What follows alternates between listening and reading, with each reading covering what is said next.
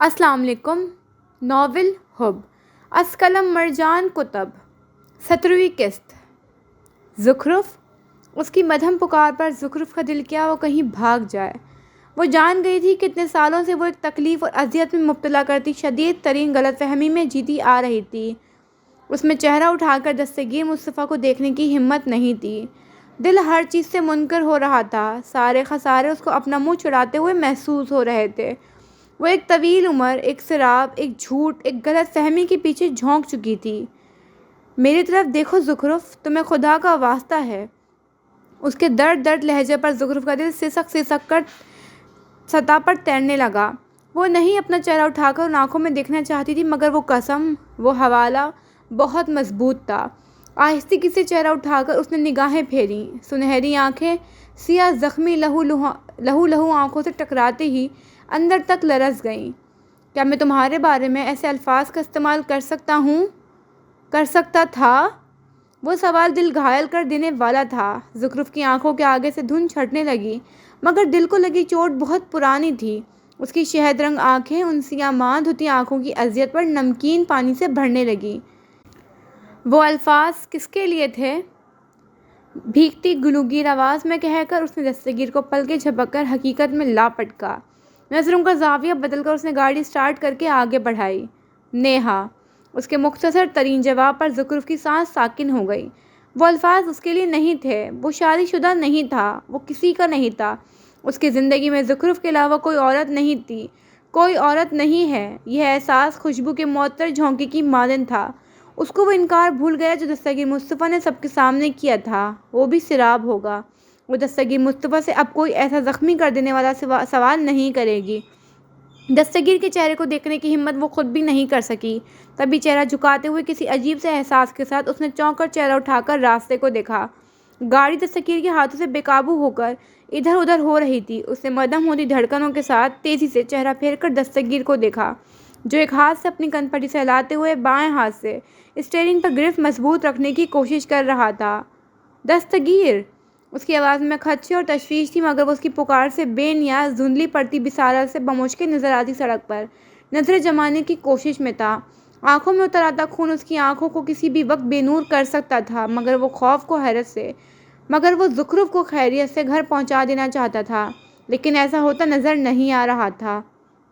इससे पहले कि वो उस रोशन शायना में गाड़ी कहीं भी किसी पे भी दे मारता, उसने गाड़ी एक झटके रोड के किनारे रोककर बायां हाथ अपने चेहरे पर इस तरह रख लिया कि मुतफक्कर होती ज़ुख़रुफ़ उसके चेहरे को नहीं देख सकती थी। आप ठीक हैं? चंद लम्हे की वहशतनाक खामोशी को ज़ुख़रुफ़ की लरसती आवाज़ ने तोड़ा। अगर तबीयत ठीक नहीं है तो मैं गाड़ी चला लेती हूँ। सीट बेल्ट खोलते हुए उसने नरमी से कहकर दस्तगीर को चौंका दिया। चंद पल वो यूं ही चेहरे के आगे हाथ रखे बैठा रहा। आहिस्ते से सर उठाकर सामने रोशनी में नाई शाहिरा को देखा, जो आंखों के आगे तेज़ी से धुंधला रही थी। उजलत में अपनी सीट बेल्ट बेरफ्ती से खोलकर बाहर निकल गया। ज़ुख़रुफ़ का दरवाज़ा खोलता हाथ थमा। वो हैरानगी से दस्तगीर को गाड़ी के बोनट से टेक लगाकर बैठते देखकर जल्दी से बाहर निकली। आप ठीक हैं? उसकी आवाज़ पर दस्तगीर चौंक गया। तुम अंदर बैठो, मैं बस कुछ देर। चेहरा उठाकर आसमान को देखते उसने गहरा सांस लेकर अपने अकब में पैसेंजर सीट का दरवाज़ा बंद होने की आवाज़ पर कहने के साथ चेहरा ज़ुख़रुफ़ से मुखालिफन फेर लिया, मगर इस बार ज़ुख़रुफ़ पलट कर वापस अंदर जाकर नहीं बैठी। अपनी जानिब बढ़ते कदमों पर उसने रुकते दिल से बायां हाथ की 2 उंगलियां पेशानी पर और अंगूठे ठोड़ी पर टिका लिया। ज़ुख़रुफ़ उसके बराबर आकर बोनट पर टेक लगाकर उसकी तरह ही खड़ी हो गई। दर्द ज़्यादा हो रहा है? उसके मध्यम लहजे में कुछ ऐसा था कि दस्तगीर मुस्तफ़ा का चेहरे को ढांक रखा हाथ फिसलकर पहलू में आ गिरा। उसका नीम रुख सड़क के इर्द गिर्द फैले तारीक जंगलात की जानिब था, इसीलिए ज़ुख़रुफ़ उसके तासुरात नहीं देख सकी, जिसने कुछ कहे बगैर नफ़ी में सर हिलाया था। आई एम सॉरी, मैं आपसे माजरत चाहती हूँ। ठंडे हवा के झोंके अपने चेहरे पर महसूस करती ज़ुख़रुफ़ ने निगाहें साइड से होकर गुजरती ट्रैफिक पर जमाते हुए कहा। किस बात के लिए? उसके मध्यम लहजा बिल्कुल नॉर्मल था। तकलीफ़ का अंसर जो पहले उसके लहजे में महसूस किया जा सकता था, अब मफ़कूद था।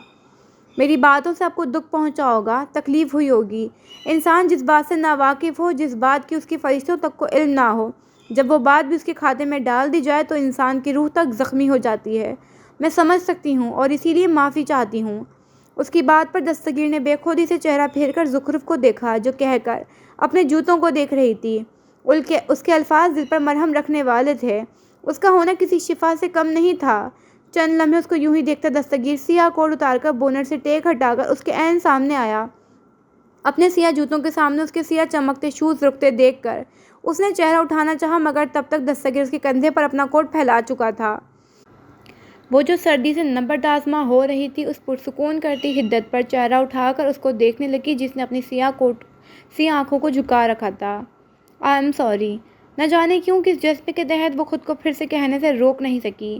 ٹھہر جاتی سانس کے ساتھ دستگیر نے آنکھیں اٹھا کر ان سنہری آنکھوں کو دیکھا جو آنکھوں میں ندامت اور دکھ لیے اس کو ہی دیکھ رہی تھی، مگر اس کی سیاہ آنکھوں میں دیکھتے ہی وہ سنہری آنکھیں تحیر سے صدمے سے پھیل گئیں۔ دستگیر، آپ کی آنکھوں کو کیا ہو رہا ہے؟ جس تیزی سے وہ اس کی جانب بونٹ سے ٹیک ہٹا کر بڑھی، دستگیر اس سے بھی زیادہ تیزی سے 2 قدم پیچھے ہوا۔ اس کی آنکھوں کا سفید حصہ خون رنگ ہو رہا تھا۔ کچھ نہیں، تم پریشان مت ہو، نظریں جھکا کر آہستگی سے کہتے ہوئے زخرف کو ٹھٹکا دیا۔ آپ مجھے بتا سکتے ہیں؟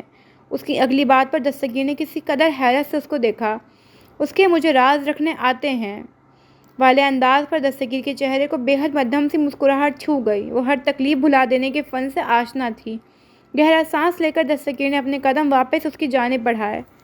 مجھے کنڈیشنل نائٹ بلائنڈنس ہے، جھک کر اس کی سماعتوں میں اطمینان سے کہہ کر پیچھے ہوتے ہوئے اس کی آنکھوں کو دیکھنے لگا۔ اس کو امید تھی کہ اب یہ سنہری آنکھیں تحیر سے پھیل جائیں گی، مگر اس بار دستگیر مصطفیٰ غلط تھا۔ کب سے؟ اس کے سوال پر زخرف کے بجائے دستگیر کی آنکھیں تحیر سے پھیل گئیں۔ چند لمحے کے لیے وہ اس چہرے سے نظر ہٹا نہیں سکا۔ وہ اسے آج بار بار دنگ کر رہی تھی، اس کی دھڑکنیں روک رہی تھی۔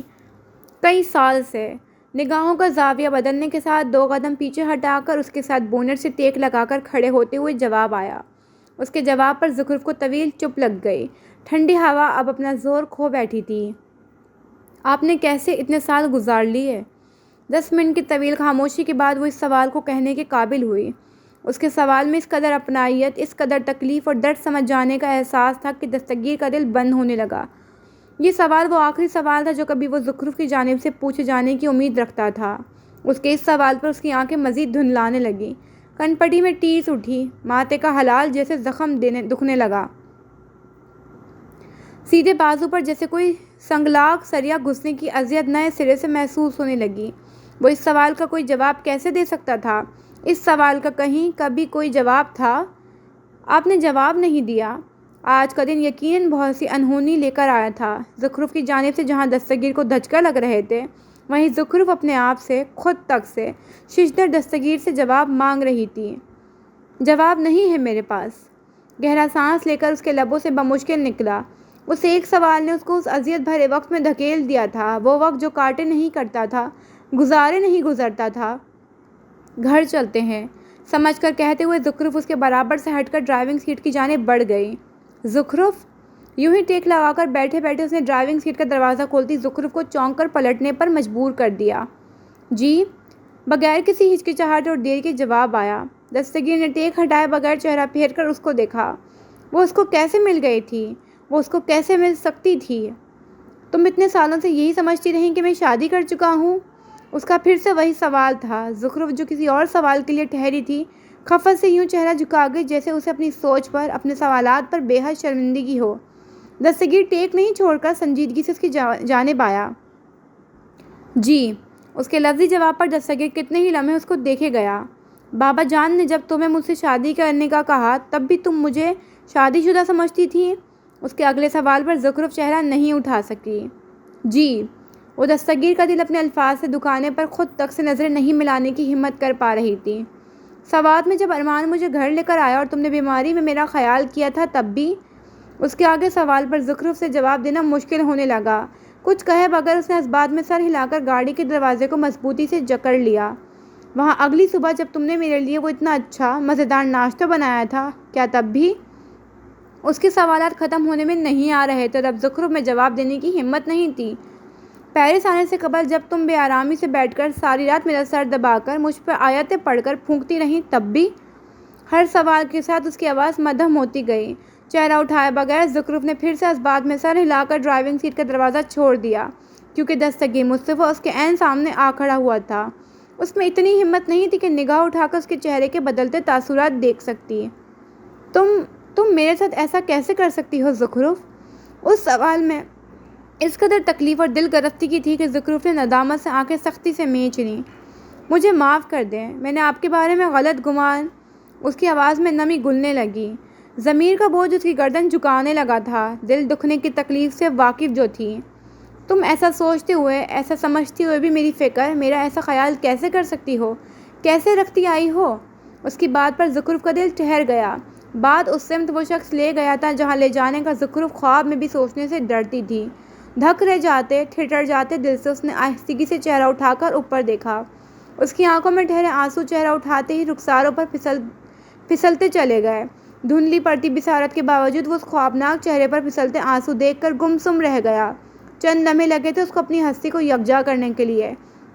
اس سے پہلے کہ وہ ہاتھ بڑھا کر اس کے بے مول آنسو سمیٹتا، زخرف کھلے دروازے سے ڈرائیونگ سیٹ پر بیٹھ گئی۔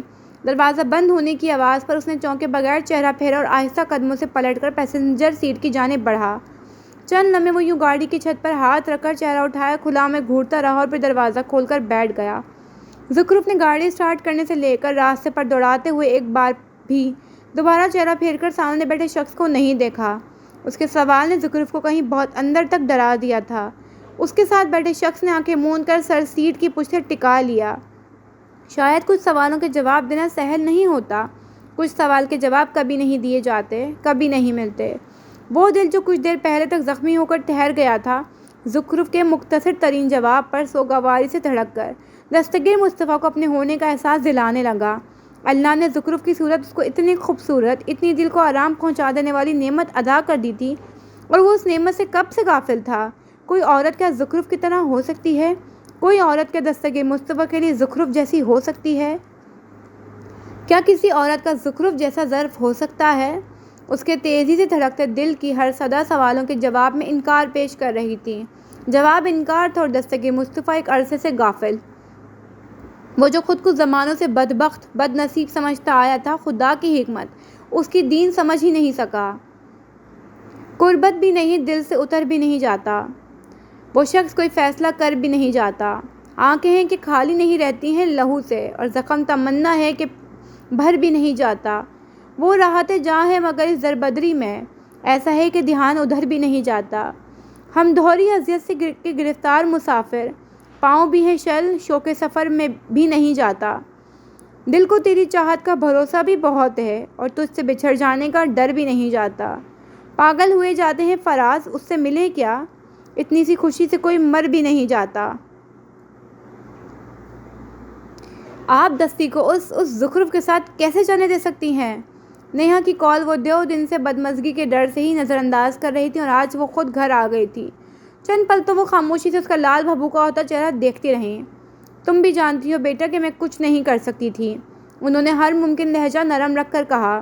نیہا سے ان کا پیار ہمیشہ سے لازوال تھا۔ اس کی تمام تر بدتمیزی اور بد تہذیبی کے کہہ بھی کہہ سکتی تھیں کہ ان کی بہن اور انہوں نے خود اس کو بیجا لاڈ پیار سے سر پر چڑھا رکھا تھا، مگر یہ بات ان کو سمجھاتا کون؟ خالہ، آپ میرے ساتھ ایسا کیسے کر سکتی ہیں؟ آپ کا بیٹا مجھے آس امید دلا کر یوں پیچھے نہیں ہٹ سکتا، میں اس کو پیچھے ہٹنے نہیں دوں گی۔ یہ بات آپ اچھی طرح اپنے ذہن میں بٹھا لیں۔ نیہا کا ایک ایک لفظ زہر کھن تھا۔ فیروزہ بیگم نے آنکھوں میں ڈھیر تفکر سے اس کو دیکھا۔